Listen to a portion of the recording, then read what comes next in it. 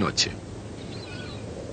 En el profundo y oscuro corazón de la zona ecuatorial, el sol abrasa una sabana con implacable regularidad. Y a muy poca distancia, un líquido se mueve con estruendo por entre las rocas hacia abajo. Ciertamente, desde el principio, a través de ella y hasta sus confines, la propia Tierra es una gran máquina. Una fábrica que nunca deja de funcionar, que nunca hace una pausa ni se pone en huelga. La máquina de la naturaleza, una central impulsada sin interrupción por la energía ilimitada del sol.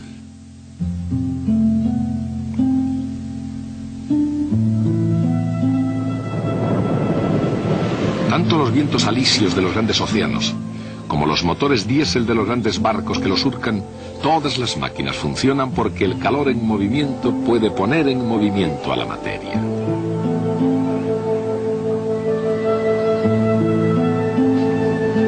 Durante varios siglos, la máquina térmica se ha extendido a lo largo y a lo ancho del mundo. Pero tanto en el pasado como en el presente, el calor solo se mueve en una dirección, desde la temperatura alta hacia la temperatura baja. La existencia de cualquier máquina en la Tierra, incluyendo la propia Tierra, depende de que una de sus partes esté funcionando a una temperatura más alta que la otra. En la máquina de la naturaleza, por ejemplo, fuertes corrientes son impulsadas a través de la atmósfera de la Tierra a causa de la diferencia entre la temperatura del ecuador y la temperatura de los polos. Desde un polo a otro polo, y desde una máquina a otra máquina, el principio es siempre el mismo. En este vehículo es la diferencia entre la temperatura de la mezcla de gasolina y aire explotando en los cilindros y la temperatura del agua circulando por un sistema de refrigeración. Las máquinas de vapor operan entre la temperatura alta del fogón y la temperatura baja de la atmósfera. Cuanto mayor sea la diferencia de temperaturas, cuanto más caliente esté una parte de la máquina y más fría la otra, mejor funcionan. Si deja de fluir combustible y la parte más caliente de la máquina se enfría, ésta se para. Evidentemente, eso puede causar dificultades. Si todas las partes de la máquina alcanzan la misma temperatura, si cesa todo movimiento y deja de haber vitalidad, la máquina alcanza su estado final, el estado de equilibrio. Desde una perspectiva científica, ¿cuál es el aspecto general? En este cálculo de dinámica molecular, cada par de átomos han sido programados para que actúen entre sí con una auténtica fuerza interatómica. Entonces, ¿qué es lo que sucede realmente cuando un cuerpo caliente entra en contacto con uno frío? La energía térmica se propaga desde el cuerpo caliente al frío hasta que ambos alcancen la misma temperatura. Este es el estado de equilibrio térmico. A primera vista, el equilibrio térmico parece diferente de la idea mecánica de equilibrio estable que impide que un cuerpo caiga. Pero veámoslo más en detalle. Cuando un cuerpo que cae choca con el suelo, cada rebote es menor que el anterior. ¿Y por qué es así? Es así porque la energía cinética del cuerpo, como un todo, se va transformando en el caótico movimiento de los átomos que lo componen. Ese proceso es muy similar al del calor que se propaga a un cuerpo frío. El resultado final es el mismo. Con el tiempo, toda la energía disponible se llega a distribuir como energía cinética y potencial de los movimientos aleatorios de todos los átomos. Por lo tanto, aunque la idea de equilibrio parece lo definitivo en paz y serenidad, esa perspectiva oculta el agitado movimiento de los átomos en el interior. Así que entender el equilibrio es cuestión de perspectiva, de mirar más dentro y más allá.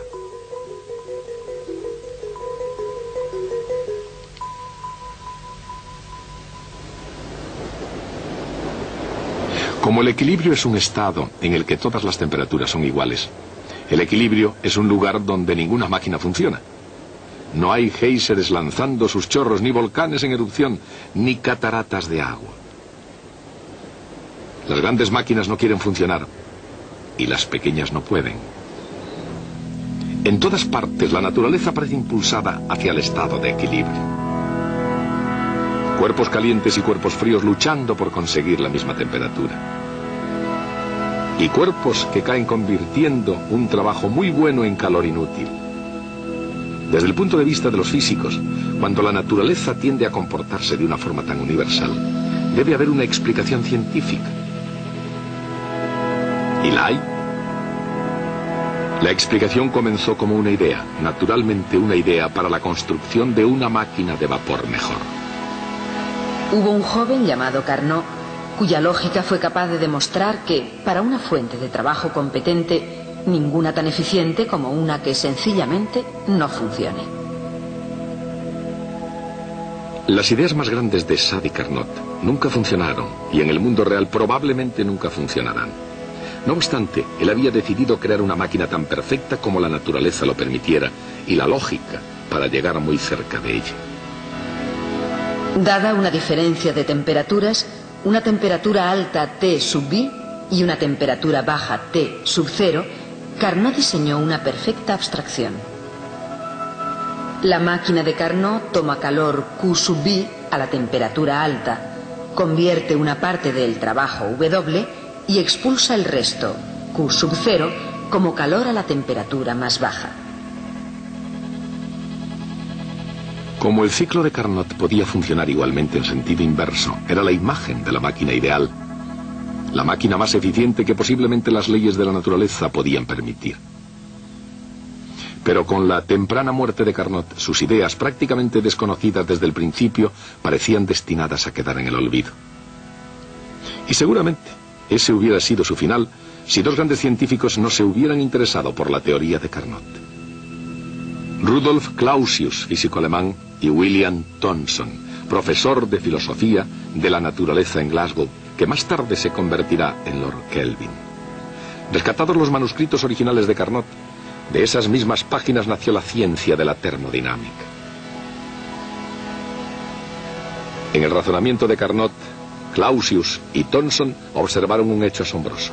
Lo vieron en términos de una simplicidad matemática asombrosa.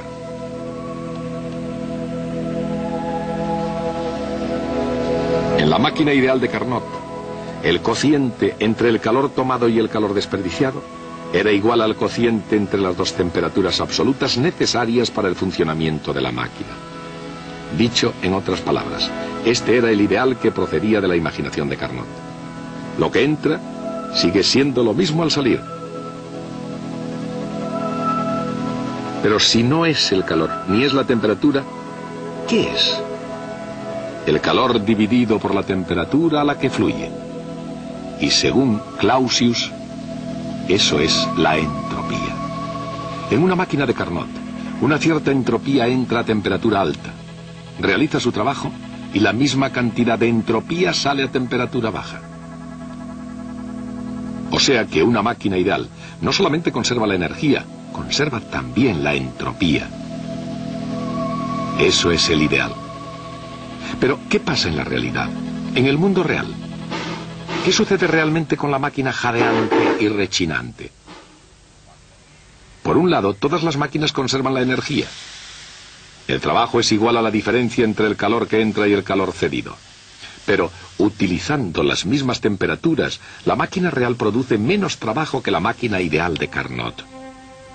Realiza menos trabajo y desprende más calor. Así, aun cuando la entropía que entra pueda ser la misma que en la máquina de Carnot, la entropía que sale es mayor. Eso es un hecho asombroso.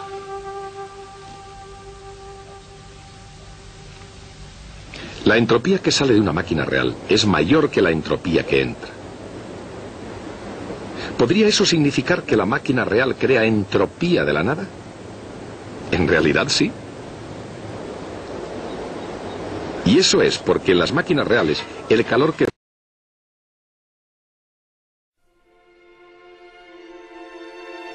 Fuente con agua, materiales, vela, objeto punzante, botella con agua natural, pote con agua caliente, cotonete y bueno. Calentamos el objeto puntiagudo con la vela encendida y realizamos un pequeño agujero. Okay. Luego, un poco Primeramente los algodones y sellamos con la cera. Ok. Siguiente paso. Llenamos la jarra con agua caliente. Metemos dentro de nuestra botella con agua natural. Observar cómo tenemos nuestra propia fuente de agua casera.